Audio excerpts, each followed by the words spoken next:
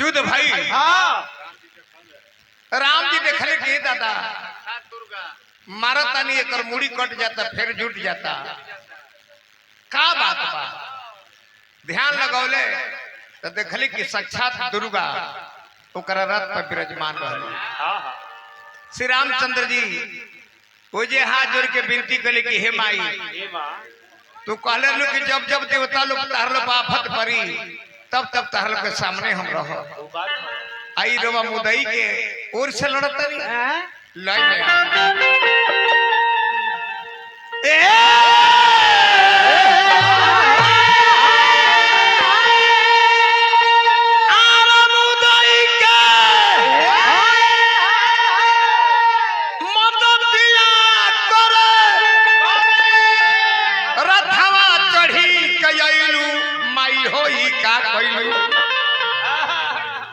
मुदई के बनलू मददगार माई हो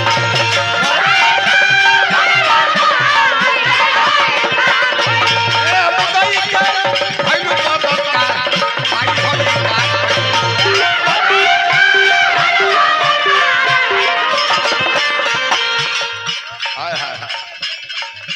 देवलोक विनती कइले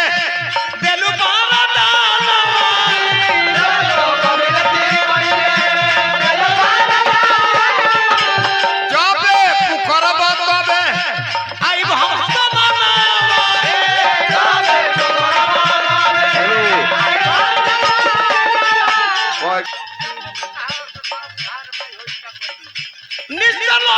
तोहरा से करब हम उधार माई होई का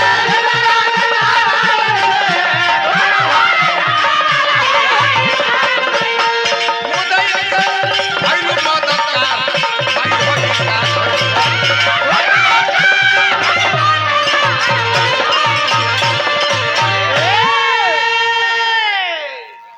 ब्रह्मा जी कहनी कि हे राम समुद्र तट पर जा कलशा धर अब 9 दिन देवी के पूजा करो देवी खुश हुई हन उनका के बुलावो श्री रामचंद्र जी समुद्र के तीर पर जाके 9 दिन तक कलशा धो के आ देवी माई के पूजा कर ध्यान देव हमरा कहानी को जन्नी ना तीर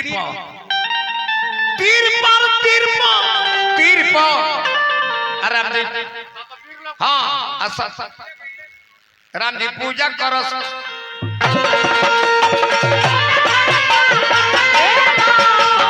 तीर पहले पूजा करे तीर एक 108 को फूल रोज हनुमान जी ले आवस अब प्रभु श्री राम देवी पर चढ़ावस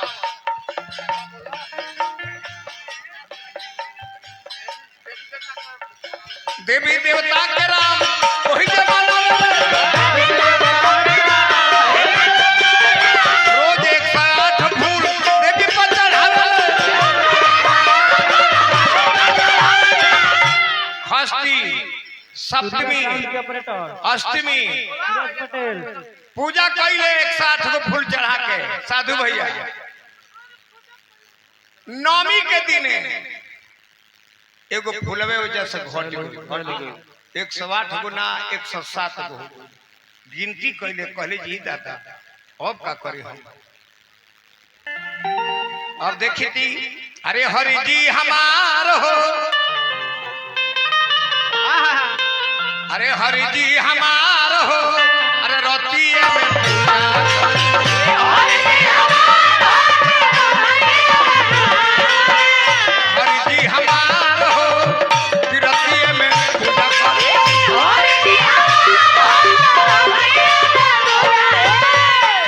पंचमी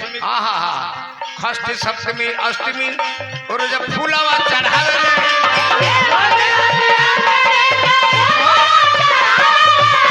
नवमी के दिन में एगो फूल कम पावे नवमी के दिन एगो फूल कम हो गई कहले जब का करी आतने में एगो फूलवा भैले फरार हो रतिया में हरि जी हमार हो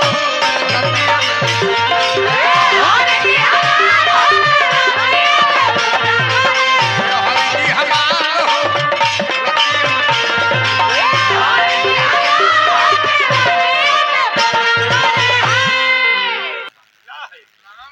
जब सोचले जब का करी कमल नयन हमर नाम हो नाम का हो कमल नयन तो सोचले जब फूल कहाँ से आई पूजा भंग हो जाई अपन आँखिए निकाल के चले जे फूल के बदला चढ़ाई जेव तीर निकाल के अहे जा ले गए देवी जी प्रकट होता रही आ कहली कि हे राम हम तरह के वरदान देता नहीं कि तू यह युद्ध में विजयी हो यही से 9 दिन तक हमने की देवी के पूजा कर लिया काहे राम जी पूज के और रावण के वध कर ले कथा गोल बन में सोचा बना